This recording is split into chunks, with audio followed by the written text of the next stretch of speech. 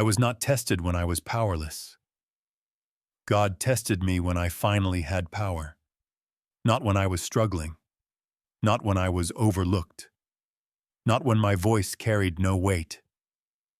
He tested me when a single decision from me could change outcomes, careers, and futures. This is something most people in America never hear about leadership. We talk about skill. We talk about vision. We talk about strategy, performance, and results. But very few people talk about the moment when power quietly reveals who you really belong to. Because power does not announce its test. It does not arrive with a warning. It does not feel dangerous. It feels deserved. That day did not look dramatic. There was no crisis on the news, no emergency meeting, no visible scandal.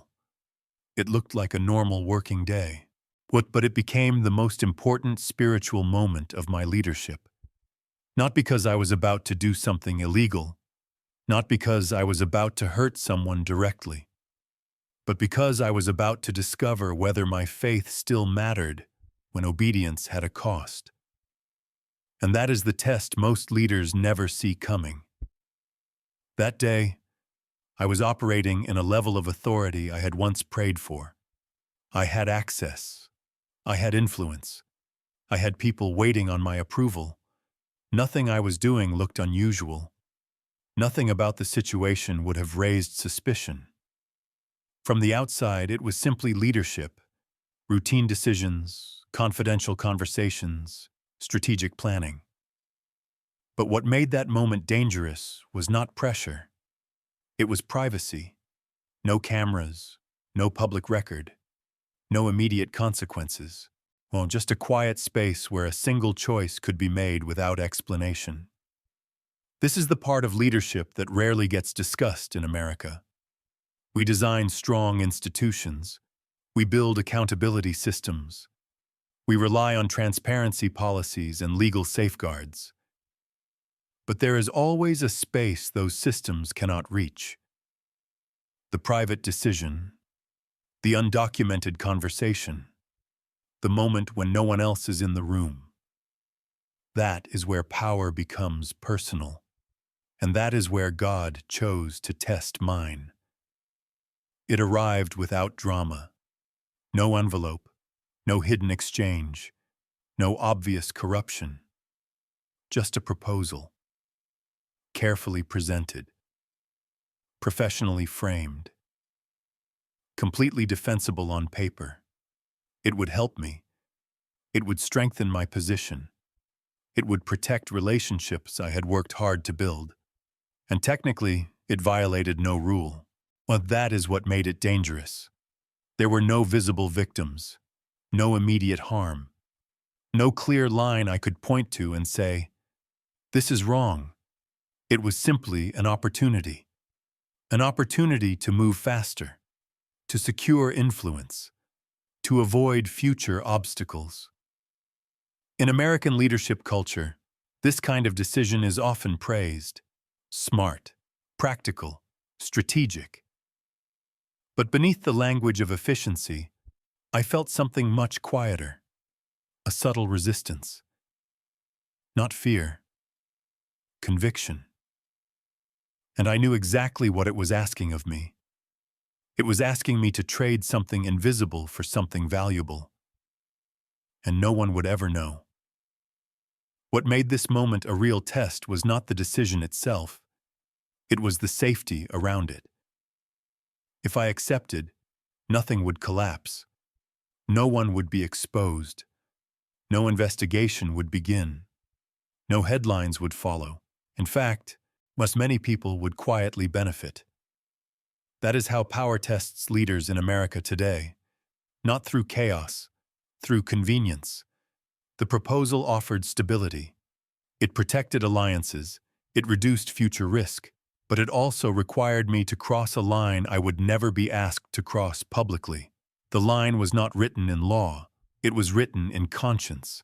And the real question was not whether this decision could be justified.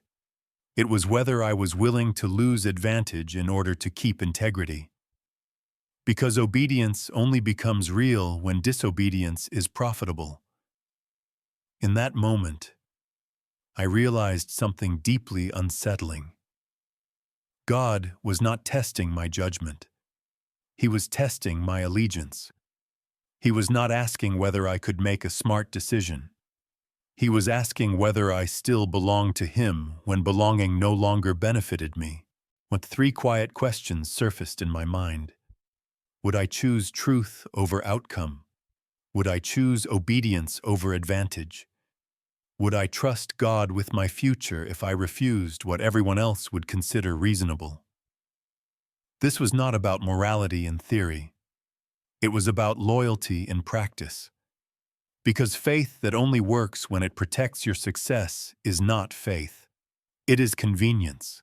And leadership has a way of slowly training you to prefer convenience over conviction. Nothing interrupted the moment. No voice from heaven. No sign. No emotional surge. Just silence. The kind of silence that exposes what you actually believe. There were no advisors in the room. No legal team. No communications staff. Only me. And the weight of a decision that would never appear in any report. This is the hidden room of leadership. The place where public values stop helping you. The place where your resume cannot defend you. The place where reputation is useless. Only conscience remains. And in that quiet space, I understood something clearly. God was not standing between me and the opportunity. He was standing between me and the person I was becoming. I did not give a long explanation. I did not try to sound noble. I simply said no, not loudly, not dramatically, not in a way that made me look courageous. Just no. And the moment I said it, I felt something shift, not relief. Loss. I knew immediately what that answer would cost me. I would lose access. I would lose a certain level of protection. I would lose future leverage that could have made my work easier. This is something many leaders in America quietly understand. Some doors only stay open when you agree to stop asking certain questions. Some alliances only survive when you agree to look the other way. My decision did not make me a hero. It made me vulnerable. And that was the price of obedience. The consequences did not arrive all at once. They came quietly. A call that was never returned. A meeting that was suddenly unnecessary. An invitation that never came again. Nothing dramatic enough to explain. Nothing visible enough to complain about. Just distance. Subtle exclusion. A slow repositioning away from influence. In American leadership culture, this is how penalties often work.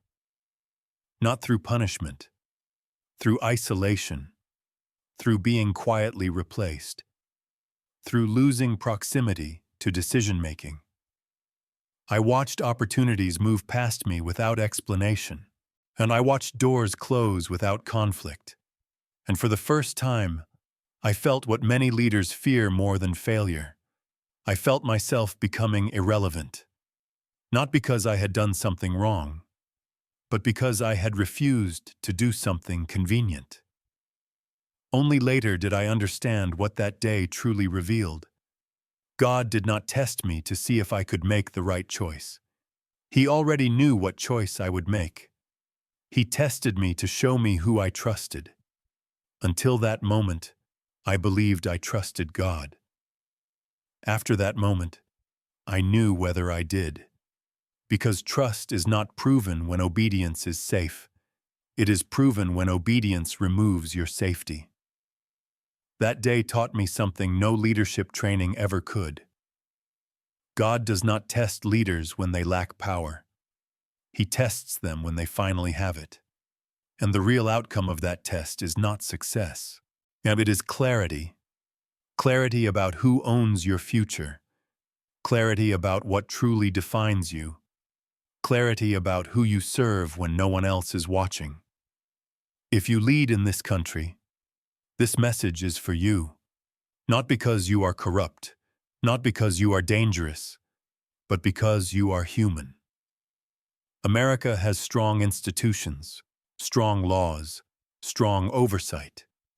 But none of those systems can reach the moment I am talking about.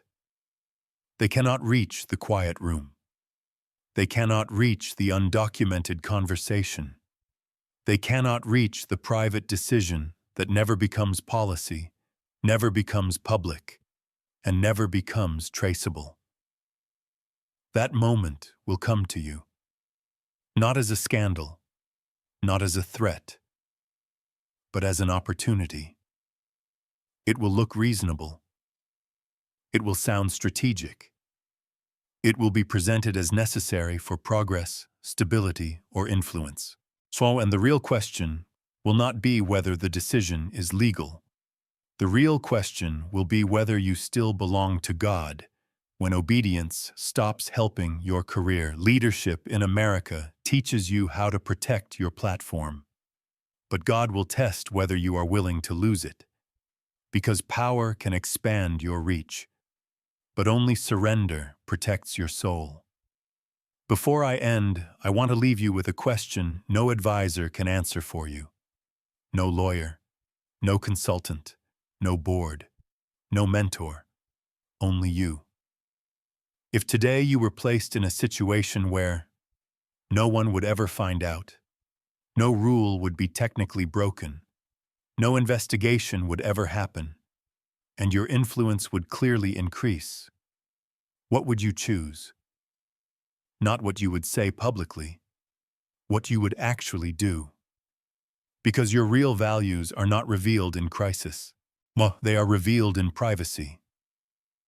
Power will eventually bring you to a moment where integrity and advantage stand on opposite sides of the same decision. And in that moment, you will not be choosing a strategy.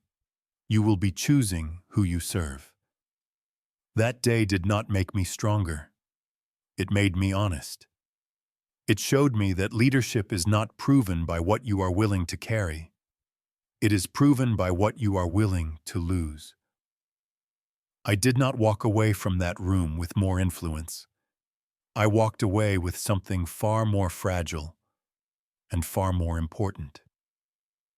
A clear conscience and a quiet confidence that my future does not belong to my position. It belongs to God. So if you remember anything from this story, remember this. God does not test leaders when they lack power. He tests them when they finally have it. And because that is the moment when obedience becomes expensive. And that is the moment when your faith becomes real.